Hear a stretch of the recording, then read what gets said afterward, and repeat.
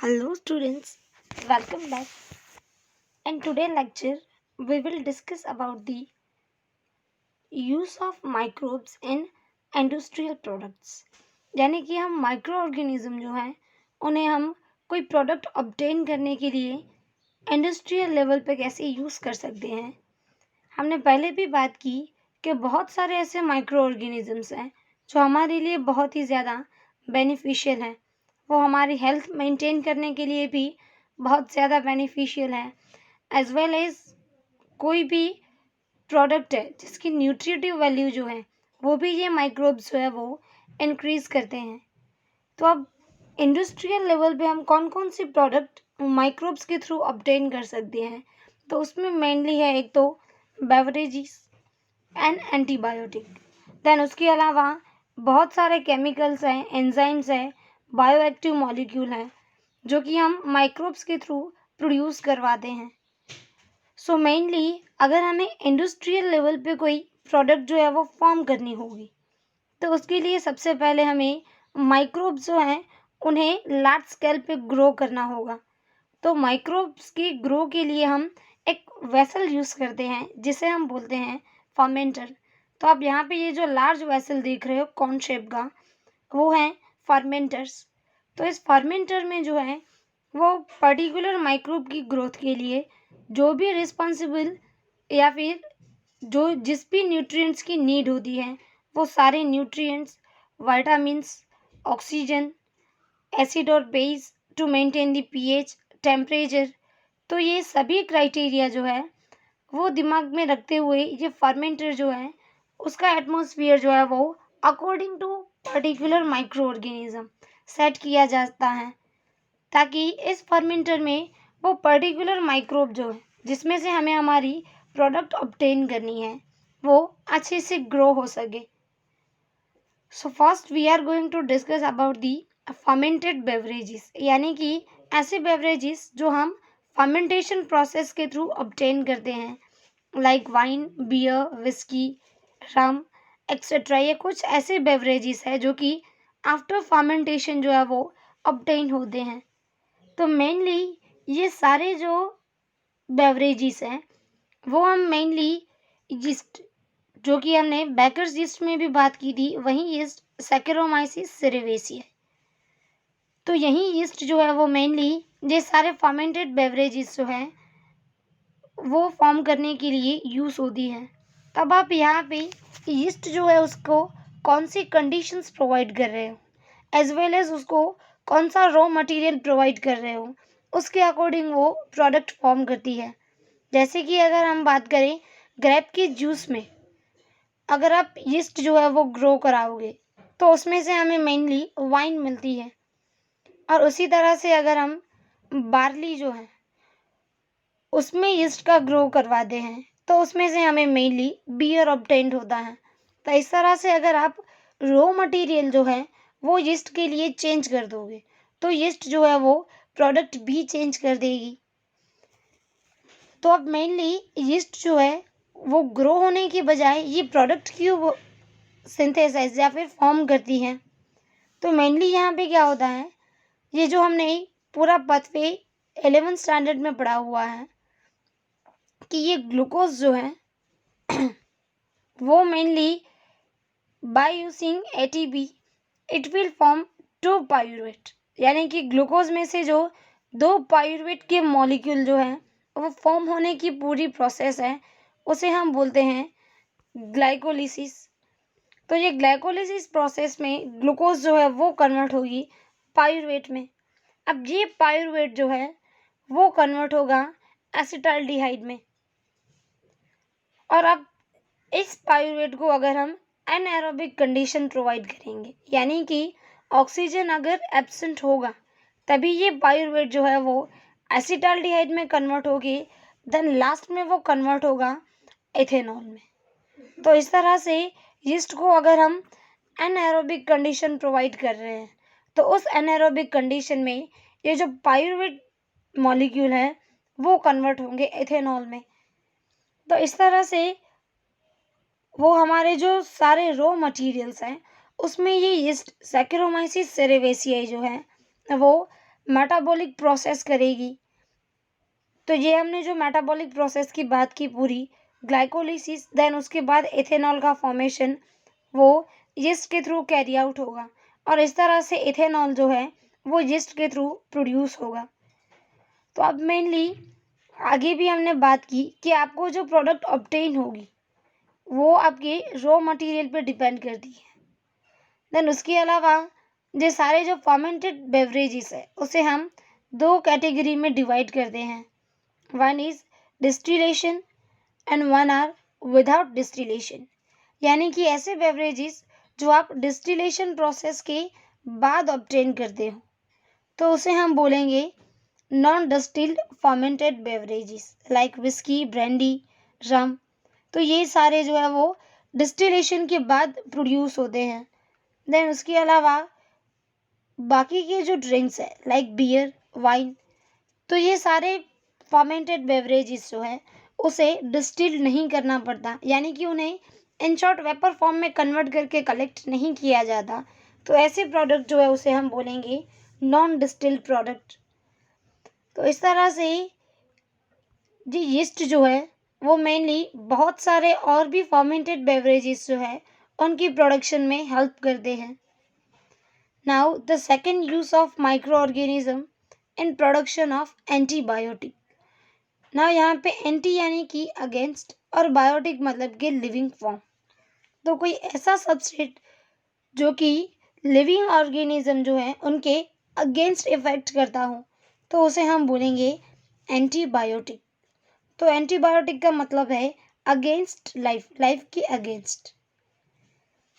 तो मेनली अगर हम केमिकल की एंटीबायोटिक की डेफिनेशन की बात करें तो यहाँ पे एंटीबायोटिक जो है वो एक तरह का केमिकल है which is produced by some microbes and can kill और retard the growth of other microbes. यानी कि ये एंटीबायोटिक जो है वो ऐसा केमिकल है जो कि कुछ माइक्रोब्स से प्रोड्यूस होता है और उस माइक्रोब के अलावा दूसरे जो माइक्रोब्स है या तो उनकी ग्रोथ जो है वो रिटार्ड करता है, यानी कि उनकी ग्रोथ होने नहीं देता, और दूसरा उस ऑर्गेनिज्म को जो है वो किल कर देते हैं।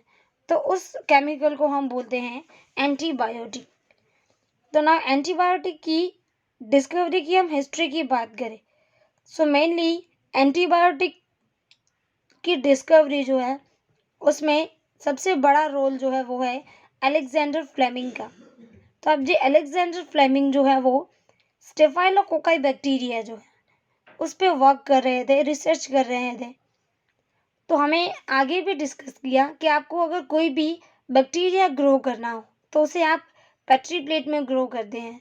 तो आप यहाँ पे ये जो पूरी देख रहे हो राउंड वो है पेट्री प्लेट, और ये जो पेट्री प्लेट में यहाँ पे आप जो क्रीमिश कलर का ये पूरा जो एरिया देख रहे हो वो है स्टेफाइलोकोकाई।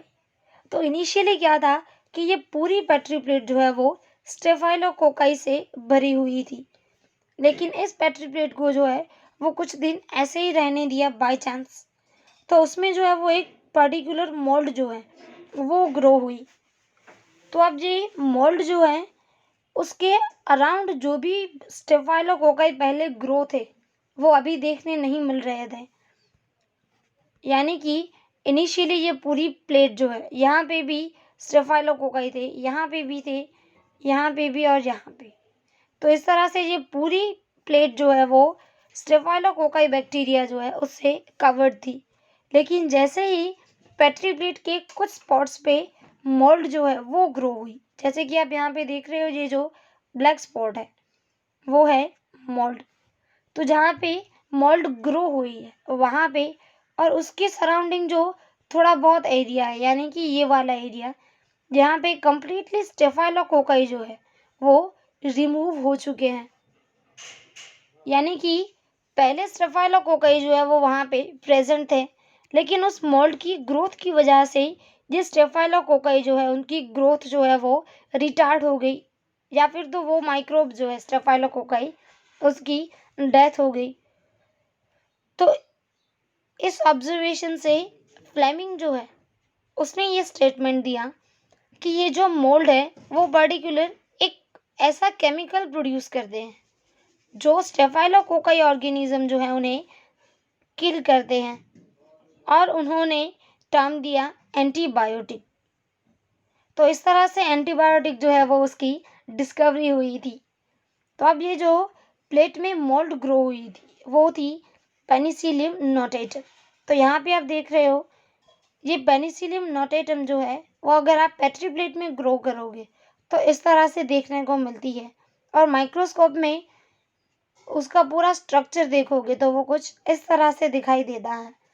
तो अब ये जो पेनिसिलियम नोटेटम जो है उसमें से ये जो पर्टिकुलर एंटीबायोटिक प्रोड्यूस हुई उसको अभी हम बोलते हैं पेनिसिलिन।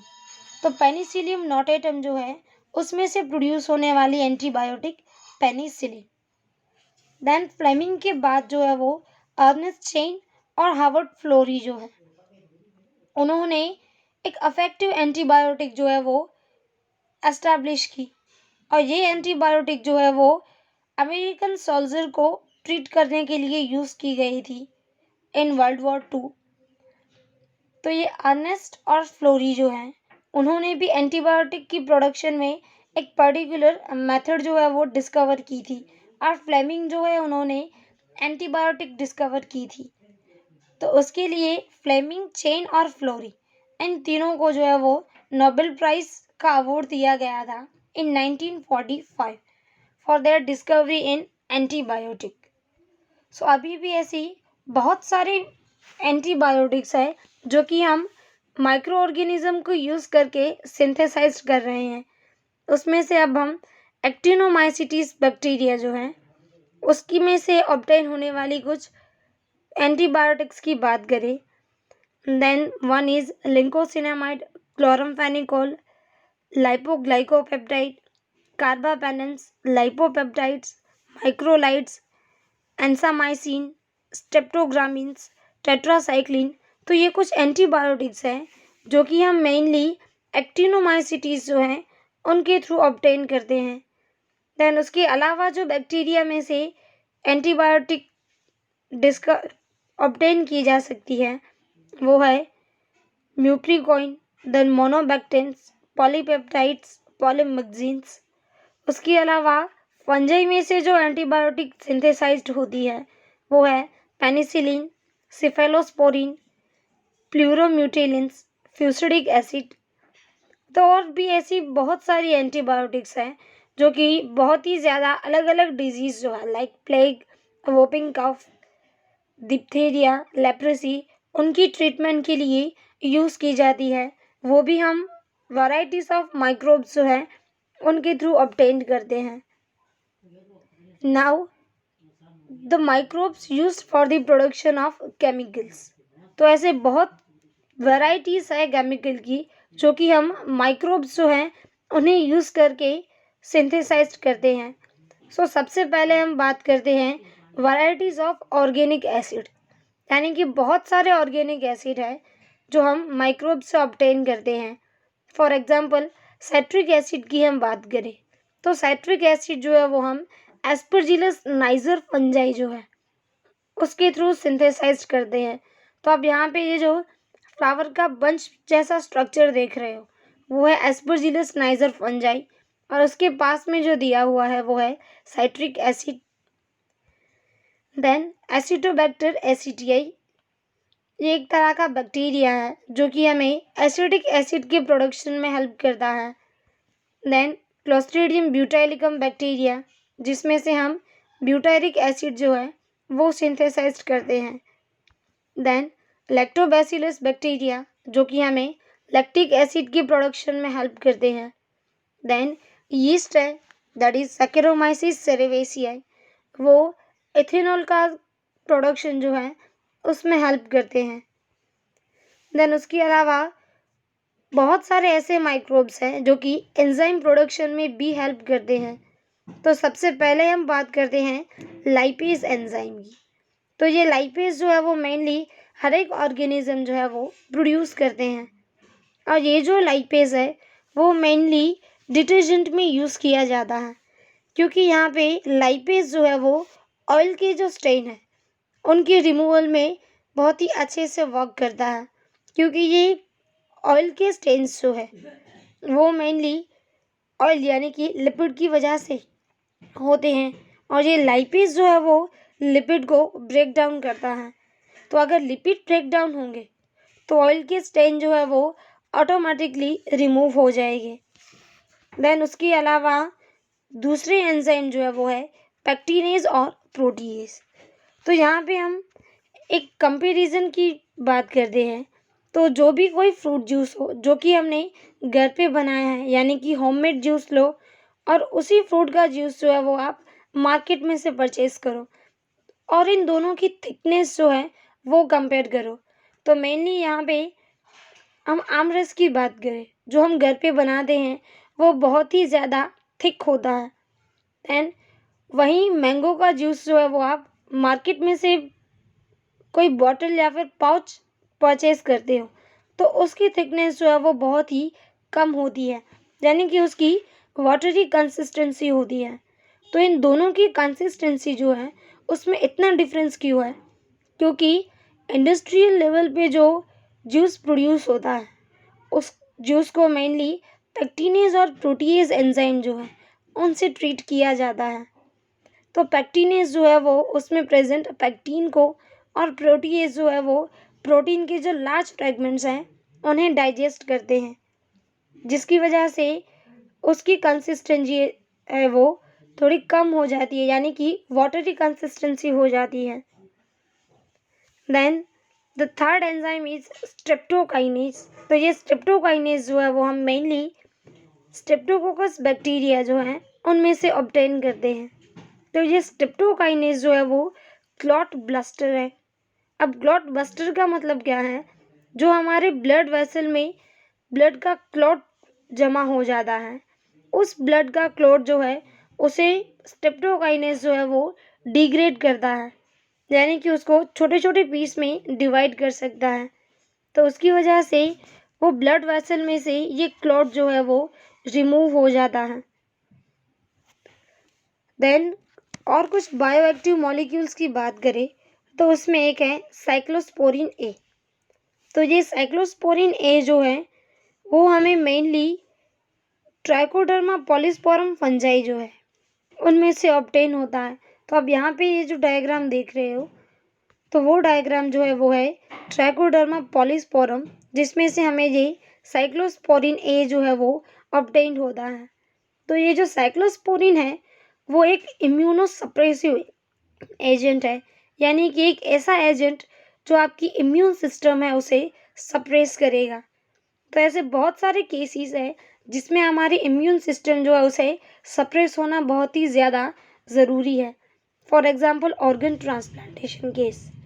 तो ऑर्गन ट्रांसप्लांटेशन केस में क्या होता है, हमारी बॉडी जो है वो उस ऑर्गन को आइडेंटिफाई ना कर पाए, उसके लिए हमारी इम्यून सिस्टम जो है उसका सप्रेशन बहुत ही ज़्यादा ज़रूरी है।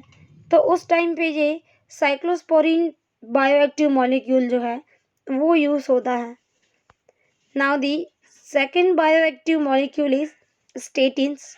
तो ये स्टेटिन्स जो है वो हम मेनली मोनास्कस परप्यूरियस यीस्ट जो है उसमें से ऑब्टेन करते हैं। तो आप यहाँ पे जो पेट्री प्लेट में जो रेड कलर के जो कॉलोनीज टाइप स्ट्रक्चर देख रहे हो वो है मोनास्कस परप्यूरियस यीस्ट। तो ये यीस्ट जो है वो हमें स्टेटिन की प्रोडक्शन में हेल्प करते हैं। तो ये स्टेटिन जो है वो ब्लड में जो कोलेस्ट्रॉल का लेवल है उससे लो करता है। तो अब ये कोलेस्ट्रॉल का प्रोडक्शन कैसे लो करता है?